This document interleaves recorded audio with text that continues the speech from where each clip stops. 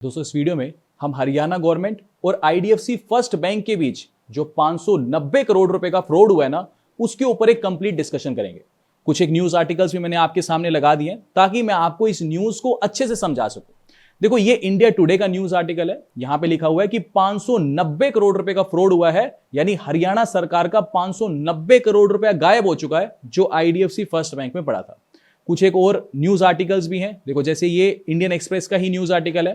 ये आर्टिकल कह रहा है कि 590 करोड़ रुपए का फ्रॉड तो हुआ है, लेकिन ये जो फ्रॉड हुआ है, इस फ्रॉड को करने के लिए 391 ट्रांजैक्शंस की गई थी।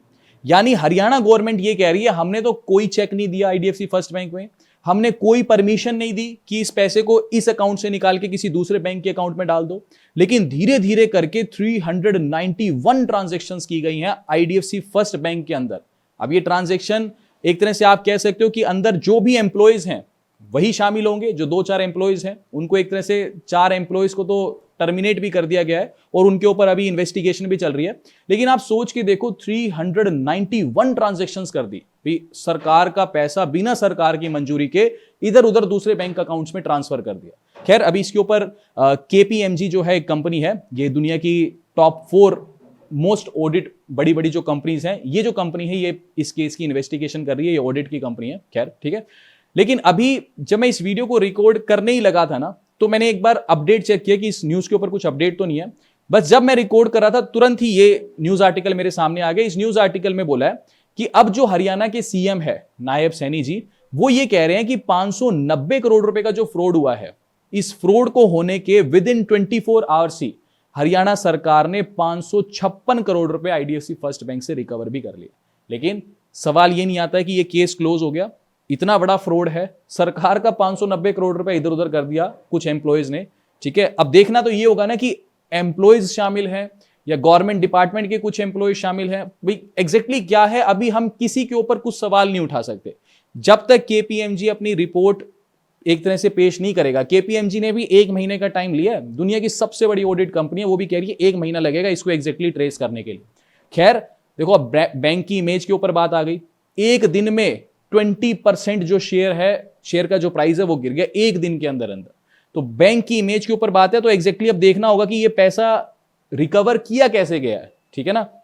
खैर अभी नायब सैनी जी ये कह रहे हैं 556 करोड़ रुपए विद इंटरेस्ट, इस पे 22 करोड़ रुपए का जो इंटरेस्ट था वो भी रिकवर कर लिया।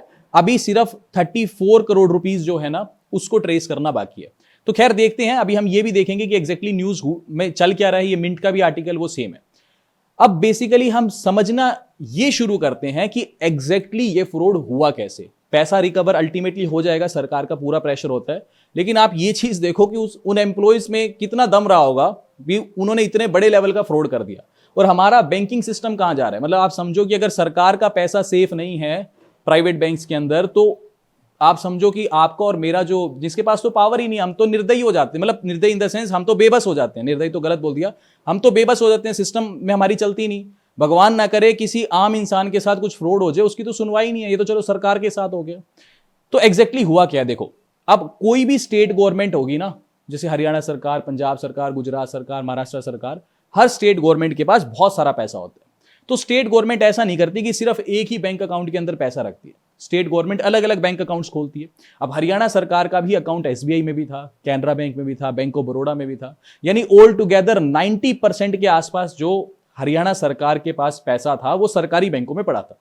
10-1% पैसा अलग अलग प्राइवेट बैंक्स में पड़ा था, जिसमें से एक आईडीएफसी फर्स्ट बैंक भी था। ठीक है जी। अब ऐसा नहीं होता कि सिर्फ हरियाणा सरकार का एक ही अकाउंट है आईडीएफसी फर्स्ट बैंक में और उसी एक अकाउंट के अंदर ये सारा पैसा पड़ा है, नहीं।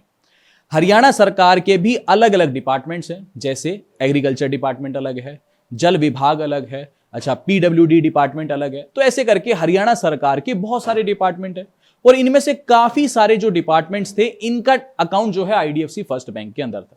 अब इनमें से एक डिपार्टमेंट ऐसा था जिसने आईडीएफसी फर्स्ट बैंक को यह कहा कि हमारे अकाउंट में, यानी इस एक डिपार्टमेंट के अकाउंट में जितना भी पैसा है ना, हम इसको विड्रॉ करके किसी दूसरे बैंक अकाउंट में ट्रांसफर करना चाहते हैं। नॉर्मल सी बात है, मान लो आपके बैंक अकाउंट में 2 लाख रुपए पड़े हैं, आप बैंक को कहते हो कि जी मैं तो एनईएफटी कर रहा हूं, या हो सकता है कि आप चेक साइन करके बैंक में ले जाओ और बोलो कि जी ये आपने चेक साइन कर दिया और बोला कि ये सारा 2 लाख रुपए मेरे अकाउंट में, इसको मैं किसी दूसरे बैंक में डालना चाहता हूं, तो बैंक बिना किसी ऑब्जेक्शन के आपके पैसे को डाल देगा।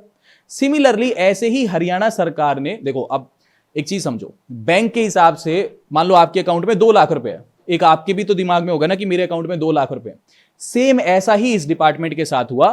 भाई ये डिपार्टमेंट भी तो ट्रैक करता है ना कि मेरा आईडीएफसी फर्स्ट बैंक में कितना पैसा पड़ा है, इसके पास भी तो एक प्रॉपर लेजर होगा ना। तो इसने अपने लेजर के हिसाब से बैंक को एक तरह से परमिशन दे दी कि भाई जो भी जितने भी करोड़ रुपया है ये हमारा इस अकाउंट से निकाल के दूसरे अकाउंट में डाल दो। अब जब बैंक के पास ये रिक्वेस्ट आई तो बैंक बोला यार इतना तो पैसा ही नहीं पड़ा आपके अकाउंट में, यानी बैंक ने जो स्टेटमेंट दिखाई एग्जैक्टली उसमें तो पैसा कम था। इस डिपार्टमेंट ने जो रिक्वेस्ट दी थी कि हमारे सारे के सारे पैसे ट्रांसफर कर दो, ये ज्यादा की दी थी। अब जब ये मिसमैच निकला तो ये डिपार्टमेंट तो हक्का बक्का हो गया, इसने बोला कि हमारे लेजर के हिसाब से तो इतना ही पैसा होना चाहिए। आईडीएफसी फर्स्ट बैंक वो कह रहा है कि जी इतना पैसा है नहीं है, तो कोई बात नहीं, थोड़ी सी न्यूज बाहर आई।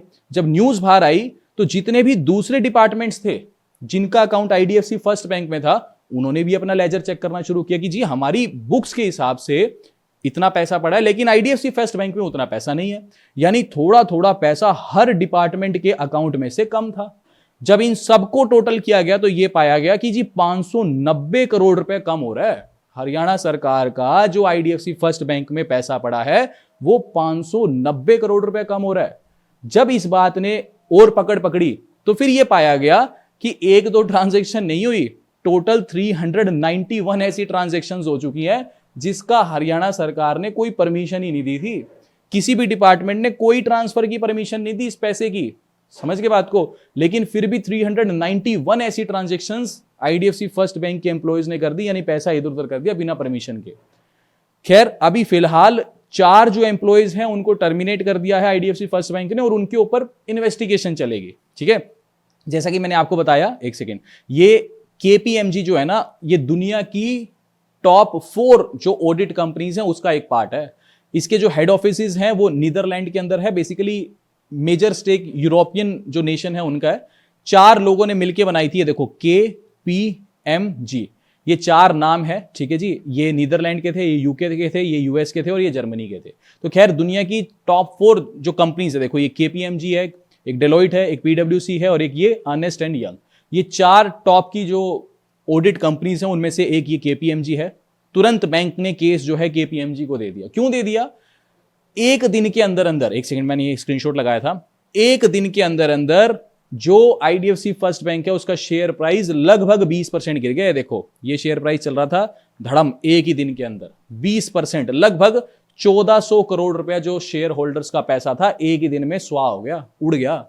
तो ऑब्वियस ही बात है कि इसकी इन्वेस्टिगेशन कराना जरूरी है, नहीं तो बैंक के ऊपर बात आ गई भाई, बैंक के ऊपर बात आ गई है। खैर आरबीआई के गवर्नर से भी पूछा गया कि यार इतना बड़ा फ्रॉड हो गया, ठीक है, आप इस पे आपका क्या बयान है? क्या बैंक कोलैप्स तो नहीं हो जाएगा? क्या बैंकों के ऊपर भीड़ तो नहीं लग जाएगी पब्लिक की कि हमारा पैसा निकालो, हमारा पैसा निकालो? यस बैंक 2.0 तो नहीं हो गया ये?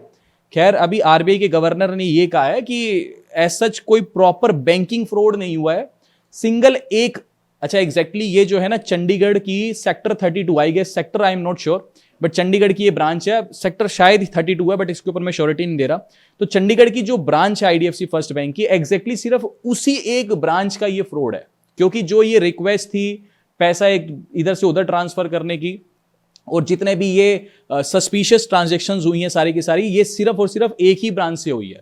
तो आरबीआई के गवर्नर ने ये कहा है कि एज सच ये बैंकिंग फ्रॉड नहीं है, पूरा कंप्लीट बैंक इसके अंदर नहीं इन्वॉल्व है कि आप सोचो कि गुजरात में भी सेम फ्रॉड हो गया, तमिलनाडु में भी हो गया, दिल्ली में भी हो गया, नहीं, सिर्फ एक ब्रांच का और कुछ एम्प्लॉयज का ये फ्रॉड है। तो एज सच आप ये मत एज्यूम करो कि ये बैंक जो है कोलैप्स हो जाएगा, बट हाँ फिर भी एक फियर है, ठीक है, अगर मेरा भी पैसा पड़ा होता तो मैं भी डर जाता, तो थोड़ा फियर है, बट एज सच ठीक है। आरबीआई के गवर्नर ने ये कहा है कि बहुत ज्यादा चिंता वाली बात नहीं है, अभी अगर ये फ्रॉड पकड़ में आ जाएगा तो ये पैसा जो है इजीली रिकवर हो जाएगा। ठीक है, अच्छा अब एक सवाल आता है कि ये फ्रॉड बैंक के पॉइंट ऑफ व्यू से कितना बड़ा है? मान लो ये 590 करोड़ रुपए का फ्रॉड हो गया और ये पैसा नहीं पकड़ में आया, भाई ये इधर उधर इन एम्प्लॉयज ने ट्रांसफर कर दिया, अब खर्च हो गया या कुछ भी मान के चलो गायब हो गया, तो बैंक के पॉइंट ऑफ व्यू से क्या बैंक इतने बड़े अमाउंट की रिकवरी कर सकता है? देखो बैंक का जो एनुअल प्रॉफिट है, ठीक है, सालाना 2024-25 साल 2024-25 का जो एनुअल प्रॉफिट है